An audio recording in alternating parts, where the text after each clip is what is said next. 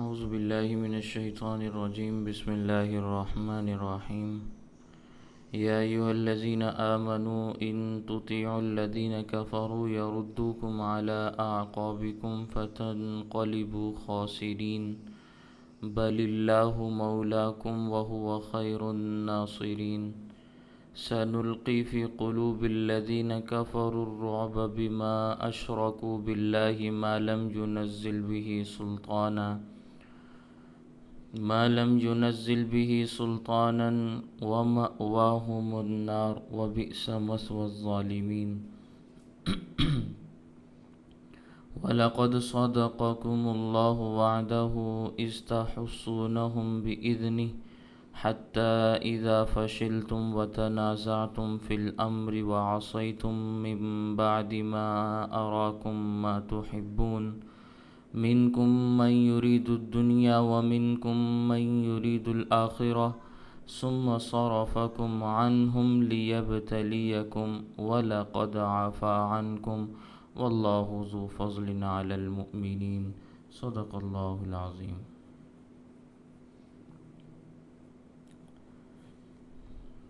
یا ایھا الذین آمنوا، اے وہ لوگو جو ایمان لائے ہو، ان تطیعوا، اگر تم اطاعت کرو گے، الذین کفروا، ان لوگوں کی جنہوں نے کفر اختیار کیا، یردوکم، تو وہ تمہیں لوٹا دیں گے، علی اعقابکم، تمہاری ایڑیوں کے بل،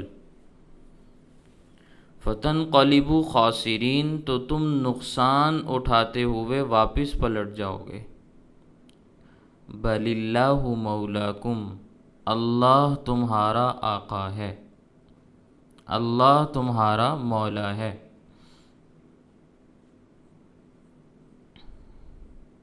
وَهُوَ خَيْرُ النَّاصِرِينَ، اور وہ تمام مدد کرنے والوں میں بڑا بہترین مدد کرنے والا ہے۔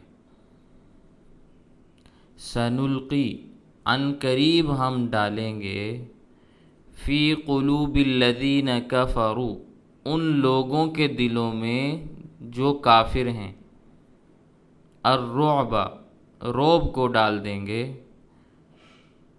بما اشرکوا باللہ، اس وجہ سے کہ انہوں نے اللہ کے ساتھ شریک ٹھہرایا، ما لم ينزل به سلطانہ، ان چیزوں کو شریک ٹھہرایا جن کے بارے میں اللہ نے کوئی بات بیان ہی نہیں کی، وَمَأْوَاهُمُ النَّارُ، ان کا ٹھکانہ دوزخ ہے، وَبِئْسَ مَثْوَى الظَّالِمِينَ، اور وہ ظالموں کے لیے بہت برا ٹھکانہ ہے۔ وَلَقَدْ صَدَقَكُمُ اللَّهُ وَعْدَهُ، یقیناً سچ کر دکھایا اللہ نے تمہارے ساتھ اپنا وعدہ، اللہ نے جو وعدہ تمہارے ساتھ کیا تھا اللہ نے وہ سچ کر دکھایا۔ اِذْ تَحُسُّونَهُم بِإِذْنِهِ، جب تم ان کو قتل کر رہے تھے اللہ کے حکم سے، اللہ کے اذن سے، حَتَّى إِذَا فَشِلْتُمْ، یہاں تک کہ جب تم نے بزدلی کا اظہار کیا، وَتَنَازَعْتُمْ فِي الْأَمْرِ، اور تم نے اس معاملے میں جھگڑا کیا، وَعَصَيْتُم مِّن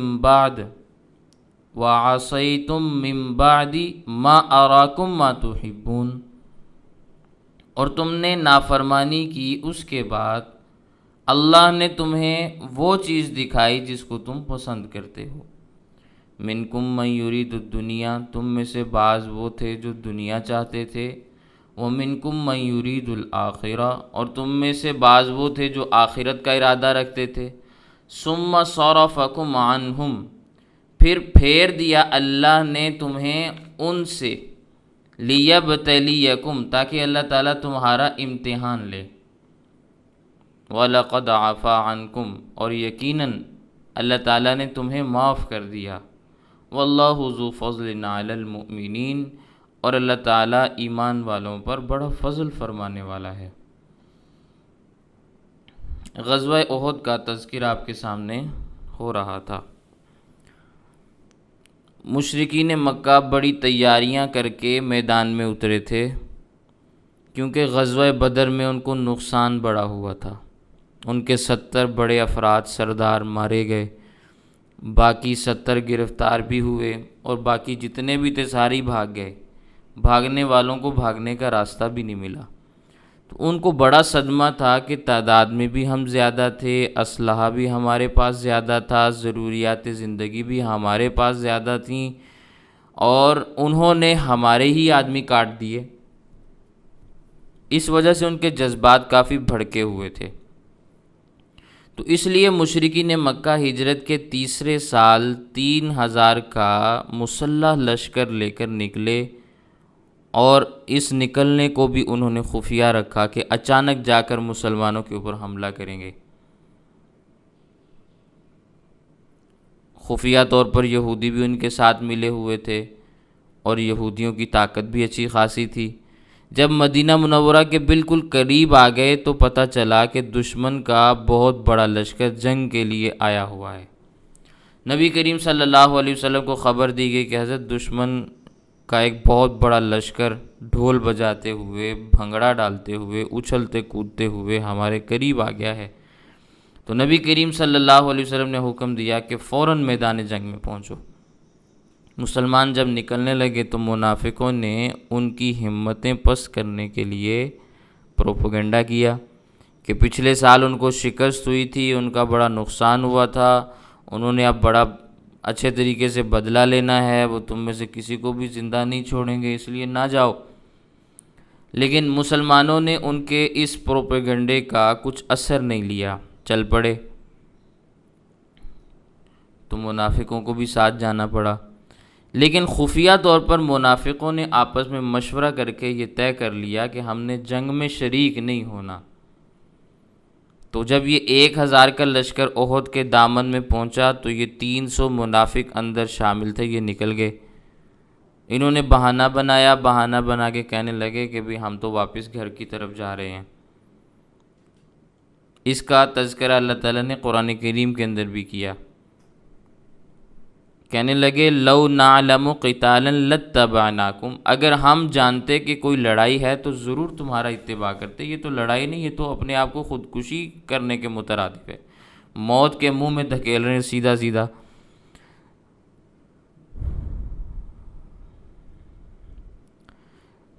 تو لڑائی تو وہ ہوتی ہے کہ جس میں دشمن بھی ایک مقدار میں ہو اور دوسری طرف جو لڑنے والے ہیں ان کی بھی ایک اچھی خاصی تعداد ہو، لیکن یہاں تو کوئی تناسب قائم ہی نہیں ہو رہا۔ تو اس کا مطلب یہ ہے کہ ان کافروں سے لڑنا موت کے منہ میں اپنے آپ کو دھکیلنے کے مترادف۔ تو یہ بہانہ بنا کر واپس چلے گئے۔ ہر دور میں کچھ سمجھدار لوگ ہوتے ہیں اور کچھ سادہ لوگ بھی ہوتے ہیں۔ تو شریر قسم کے لوگ سادہ قسم کے لوگوں کو ورغلاتے ہیں۔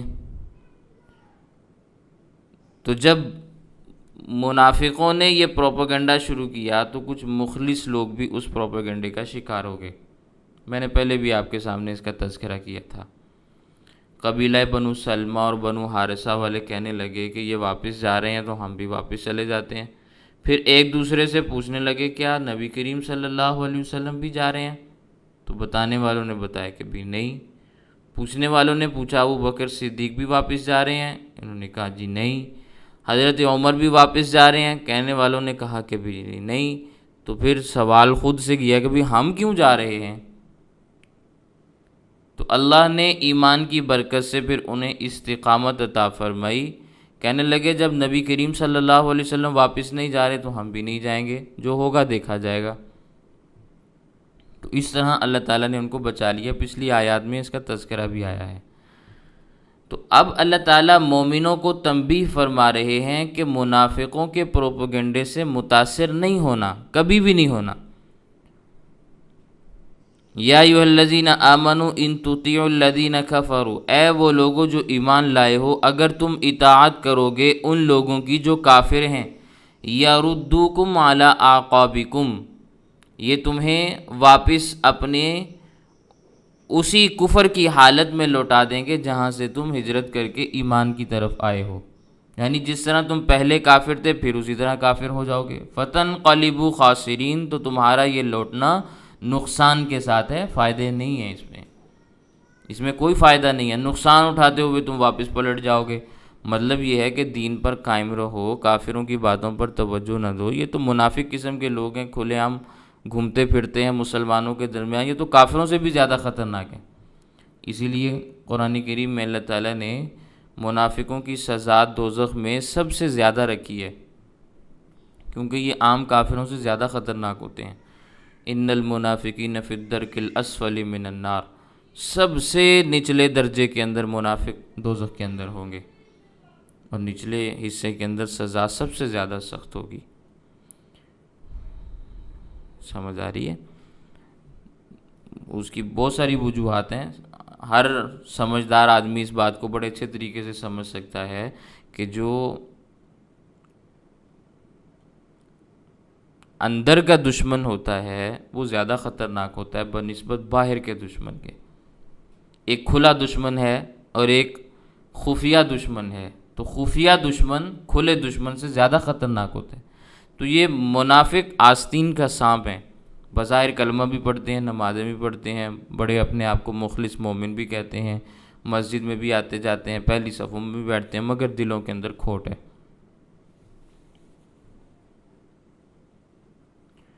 سمجھ آ رہی ہے؟ تو اللہ تعالیٰ فرماتے ہیں بھی ان سے اپنے آپ کو بچاؤ، یہ تمہیں واپس تمہاری پہلی حالتوں میں لوٹا دیں گے، ان سے بچو۔ بل اللہ مولاکم، اللہ تمہارا آقا ہے، اللہ تمہارا پروردگار ہے، وہی تمہارا خالق ہے۔ کوئی بات نہیں اگر کافر زیادہ ہیں، پھر کیا ہوا؟ تمہارا آقا اللہ ہے، بل اللہ مولاکم وہو خیر الناصرین، اور تمام مدد کرنے والوں میں بہترین قسم کا مدد کرنے والا بھی اللہ ہے۔ اصول کے مطابق، ضابطوں کے مطابق اگر اللہ سے مدد مانگی جائے تو اللہ تعالیٰ ضرور مدد و نصرت فرماتے ہیں، اور اللہ کی اس مدد کے مقابلے میں کوئی ایک لمحے کے لیے بھی کچھ نہیں کر سکتا۔ ایک لمحے کے لیے بھی اللہ کی مدد کے مقابلے میں کوئی نہیں ٹھہر سکتا۔ آپ کو پتہ ہے دنیا میں جاپان نے کتنی ترقی کی، صنعت کے میدان میں دنیا میں پہلے نمبر پہ چلا گیا۔ آج سے چند سال قبل جب جاپان کے اندر زلزلہ آیا تو آپ وہاں کے لوگوں کے بیانات دیکھیں، اٹھائیں اخبارات، تجزیے دیکھیں وہاں کے۔ 17 سیکنڈ کے زلزلے نے جو نقصان دیا تو جاپان 17 سال پیچھے چلا گیا، 17 سال پیچھے چلا گیا، اور یہ بھی 17 سال کہنے کی بات ہے، اتنا پیچھے چلا گیا کہ ابھی تک دوبارہ پہلے نمبر پہ نہیں آیا۔ تو اللہ کے مقابلے میں کسی چیز کی کوئی حیثیت نہیں، وہ رب ہے، طاقتوں کا بادشاہ ہے۔ اس لیے فرمایا کافروں سے نہ ڈرو، سنلقی فی قلوب الذین کفروا الرعب، ان قریب ہم ان کے دلوں میں، جو کافر ہیں نا، ان کے دلوں میں ہم رعب ڈال دیں گے۔ احد کے موقع پہ ایسا ہی ہوا، بظاہر کافروں کو کامیابی حاصل ہوئی، بہت سارے مسلمان، بڑے بڑے مسلمان شہید ہو گئے، مگر کافر وہاں بھی نہ ٹھہر سکے۔ ایک موقع پہ ابو سفیان کے دل میں خیال بھی پیدا ہوا کہ مسلمان تعداد میں تھوڑے سے تو تھے، بعض ان میں سے زخمی بھی تھے، لیکن ہم پھر بھی واپس پلٹ رہے تھے، تو ہم ان کا کام تمام کر دیتے، ختم کر دیتے سب کو، لیکن اللہ نے ان کے دلوں میں ایسا رعب ڈالا کہ دوبارہ پلٹ کر حملہ کرنے کی انہیں ہمت نہیں ہوئی۔ واپس مکے کی طرف چلے گئے، مدینے کی طرف دوبارہ نہیں آئے، اور نبی کریم صلی اللہ علیہ وسلم اور آپ صلی اللہ علیہ وسلم کے زخمی صحابہ کرام نے 8 میل تک احد کے مارکے میں کفار کا تعاقب بھی کیا ہے، لیکن پھر بھی وہ چلے گئے۔ تو یہ اللہ نے ان کے دلوں میں رعب ڈال دیا تھا، اور رعب اس لیے ڈالا گیا بما اشرکوا باللہ، اس لیے کہ انہوں نے اللہ کے ساتھ شریک بنایا ہوا تھا، شرک کرتے تھے نا۔ تو مشرک کے دل میں ایک رعب اللہ تعالیٰ خود بخود ڈال دیتے ہیں۔ ما لم ینزل بہ سلطانہ، ایسی چیزوں کو اللہ کے ساتھ انہوں نے شریک بنایا ہوا تھا جس کے بارے میں اللہ نے کوئی بات آسمان سے نازل نہیں کی۔ یعنی مشرکین کے پاس شرک پر کوئی دلیل نہیں ہے، کسی نے لات کو، کسی نے منات کو، کسی نے عزیٰ کو خدا کا شریک بنایا ہوا ہے، کوئی کسی کو حاجت روا سمجھتا ہے، ان کے پاس کسی کے پاس بھی کوئی دلیل موجود نہیں کہ کسی دلیل سے یہ قائل کر سکیں کہ بھی ان میں خدائی صفات کس طرح سے آ گئیں، کوئی بھی نہیں بتا سکتا۔ تو جو اللہ کے ساتھ شرک کرتے ہیں وَمَأْوَاهُمُ النَّارُ، ان کا ٹھکانہ دوزخ ہے، وَبِئْسَ مَثْوَى الظَّالِمِينَ، اور یہ ظالموں کے لیے بہت برا ٹھکانہ ہے۔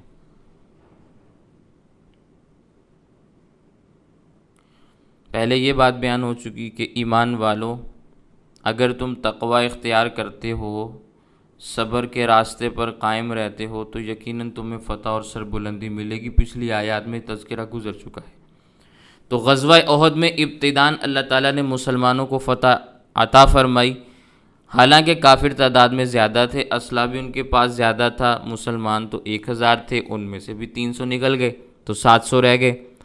اب جو 700 باقی ہیں ان کے پاس اسلحہ بھی مکمل نہیں۔ جس طرح بدر کے اندر 8 تلواریں تھیں، اسی طرح غزوہ احد میں بھی اکثریت مسلمانوں کی تلوار سے محروم تھی، تلوار تھی ہی نہیں۔ اور مقابلے میں 3000 مسلح افراد مقابلے کے لیے موجود ہیں، مگر اس کے باوجود اللہ تعالیٰ نے مسلمانوں کو فتح عطا فرمائی۔ بخاری کی روایت میں ہے کہ کافر اپنی پگڑیاں، اپنی چادریں، اپنے ہتھیار چھوڑ کے بھاگے، مگر مسلمانوں کی ایک کوتاہی کی وجہ سے جنگ کا پانسا پلٹ گیا، فتح شکست میں تبدیل ہو گئی۔ حضرت عبداللہ بن جبیر رضی اللہ تعالیٰ عنہ کی قیادت میں 50 تیر اندازوں کی ایک جماعت نبی کریم صلی اللہ علیہ وسلم نے پہاڑی کے اوپر، جبل رومات اس کو کہا جاتا ہے، اس پر مقرر فرمائی۔ انہیں حکم دیا کہ فتح ہو یا شکست، تم نے اس مورچے کو نہیں چھوڑنا، میدان میں جو کچھ ہوگا ہم دیکھتے رہیں گے، سنبھالتے رہیں گے، تمہیں پریشان ہونے کی ضرورت نہیں، بس تم یہاں سے نہ ہٹنا۔ لیکن جب انہوں نے دیکھا کہ مسلمانوں کو فتح حاصل ہو گئی ہے، دشمن بھاگ گیا ہے، میدان مال غنیمت سے بھرا ہوا ہے، ہمارے ساتھیوں نے سمیٹنا شروع کر دیا ہے، تو ہمیں بھی جا کر غنیمت اکٹھی کرنی چاہیے۔ ذاتی لالچ ان میں نہیں تھا کہ اپنے لیے کوئی غنیمت انہوں نے جمع کرنی تھی، کیونکہ جمع کرنے والا مالک نہیں بن جاتا، یہ بات ذہن میں رکھیں آپ۔ کسی کے ذہن میں یہ نہ آئے کہ وہ اس لیے گئے تھے کہ بھی مال سمیٹیں، جتنا مال جس کے حصے میں آ گیا وہ اس پہ قبضہ کر لے، ایسا نہیں ہوتا۔ مال غنیمت کے متعلق اصول یہ ہے کہ جب مال غنیمت جمع ہو جاتا ہے تو امیر لشکر اس کے 5 حصے کرتا ہے، یہ 5واں حصہ خمس کہلاتا ہے، خمسہ 5 کو کہتے ہیں، یہ بیت المال کا ہوتا ہے۔ باقی 4 حصے امیر لشکر مجاہدین میں خود تقسیم کرتا ہے۔ سمجھ آ رہی ہے میری بات؟ لیکن بس ایک شوق تھا کہ ہم نے مال غنیمت اکٹھا کرنا ہے، تو اس لیے وہ بھی چل پڑے۔ تو تیر اندازوں میں اختلاف ہوا۔ قائد کی رائے یہ تھی کہ نبی کریم صلی اللہ علیہ وسلم کے حکم کے مطابق ہمیں یہیں رہنا چاہیے، لیکن اکثریت نے وہاں یہ اجتہاد کیا کہ یہاں موجود رہنے کا نبی کریم صلی اللہ علیہ وسلم کا جو حکم تھا وہ اس لیے تھا کہ یہاں سے کوئی حملہ نہ کرے، تو اب تو وہ کافر بھاگ گئے ہیں، فتح حاصل ہو گئی ہے، اس لیے اب ہمیں ٹھہرنے کی ضرورت نہیں، اب تو میدان ہمارا ہے۔ حضرت عبداللہ بن جبیر رضی اللہ تعالیٰ نے کافی سمجھایا کہ ایسا نہ کرو، لیکن نوجوان تھے، جلد باز تھے، جبل رومات سے اتر کر مال غنیمت جمع کرنے میں مشغول ہو گئے۔ حضرت عبداللہ بن جبیر اور ان کے ساتھ 10 آدمی پہاڑی کے اوپر موجود ہیں۔ ادھر حضرت خالد بن ولید ابھی مسلمان نہیں ہوئے، انہوں نے جنگی اعتبار سے جو بہت اہم مورچہ تھا اس کو جب خالی دیکھا، بہت کم افراد وہاں پہ دیکھے، تو انہوں نے اپنے 200 سواروں کے ساتھ اسی جبل رومات کے اوپر حملہ کیا۔ تو مورچے پر موجود مجاہدین شہید ہو گئے، آگے بڑھے اور آواز دی کہ میں خالد بن ولید پلٹ کر آ گیا ہوں، پیچھے سے حملہ کر دیا۔ اب کافروں نے جب یہ آواز سنی تو وہ آگے جو بھاگ رہے تھے وہ بھی پلٹ کر واپس آ گئے۔ تو اس طرح مسلمانوں میں پھر افراتفری پھیلی، اور پہلے بھی میں نے یہ بات عرض کی کہ پھر پتہ ہی نہیں چلا کہ کون کس کی تلوار سے شہید ہو گیا، پتہ ہی نہیں چلا۔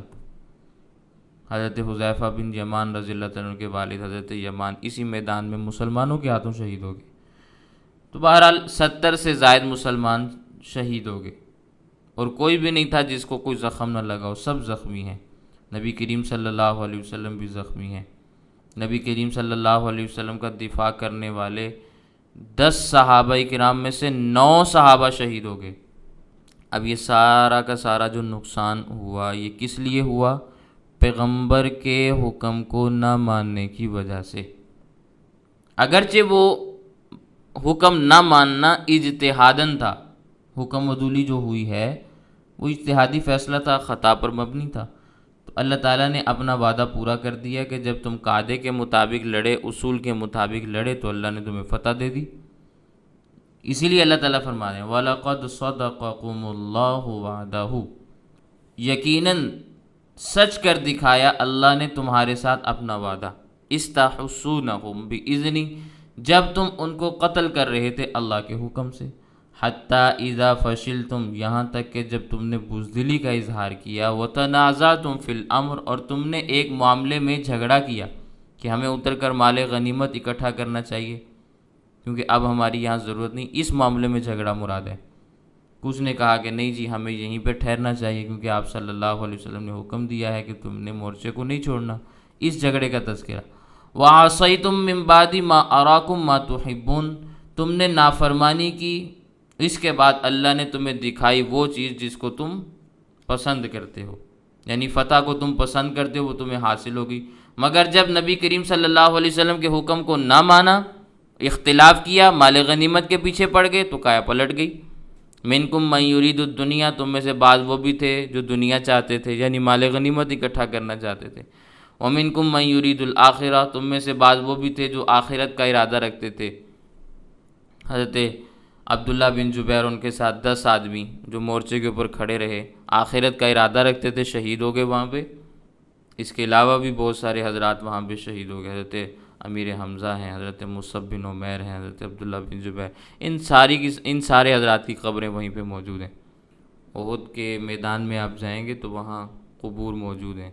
پہلے یہ کھلی قبور تھیں، پھر ان کے درمیان ان کے ارد گرد 4 دیواری کر دی گئی۔ اب دور سے جالیوں سے تو آپ دیکھ سکتے ہیں لیکن آپ قریب نہیں جا سکتے، دور سے دیکھتے ہیں۔ اس میں بھی بہت ساری حکمتیں اور مصلحتیں ہوتی ہیں، اس لیے یہ 4 دیواری کی جاتی ہے۔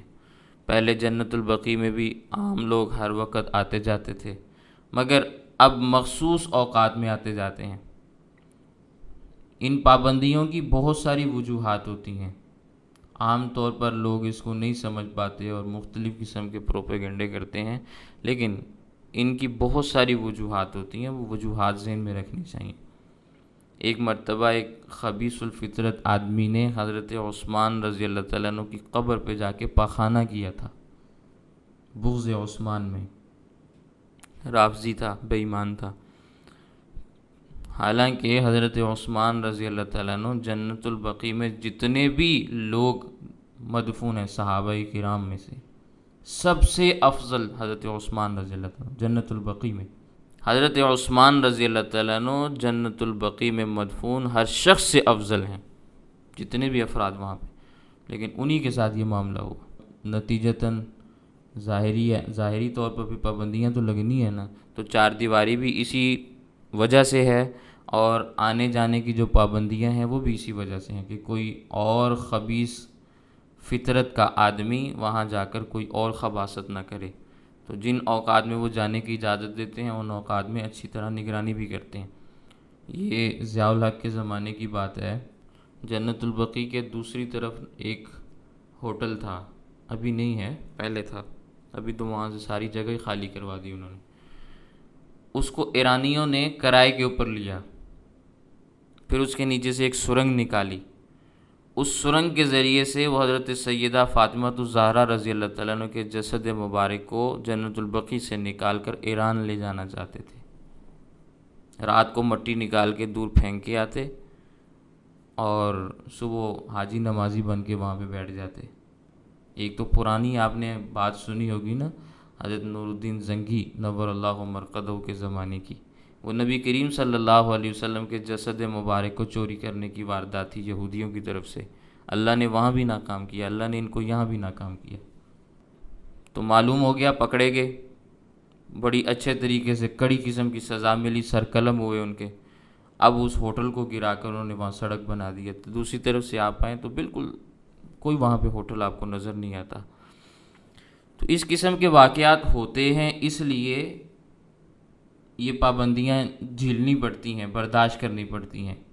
اگر یہ خبیث قسم کی مخلوق دنیا میں نہ ہو تو پھر ظاہر ہے پابندی لگانے کی بھی ضرورت نہیں ہے۔ تو اللہ تعالیٰ فرماتے ہیں ثم صرفکم عنہم، پھر پھیر دیا اللہ تعالیٰ نے تمہیں ان کی طرف سے، یعنی پہلے تم غالب تھے پھر وہ غالب آ گئے۔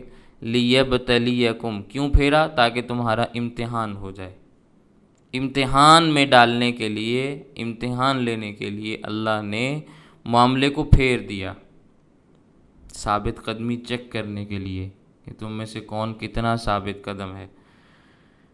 غلطی تھی، غلطی کا خمیازہ بھگتنا پڑا، نبی کریم صلی اللہ علیہ وسلم کے حکم کی مخالفت ہوئی، اس کا نتیجہ یہ آیا کہ اللہ تعالیٰ نے فتح کو شکست کے اندر تبدیل فرما دیا۔ وَلَقَدْ عَفَا عَنْكُمْ، البتہ یقیناً اللہ تعالیٰ نے تمہیں معاف فرما دیا۔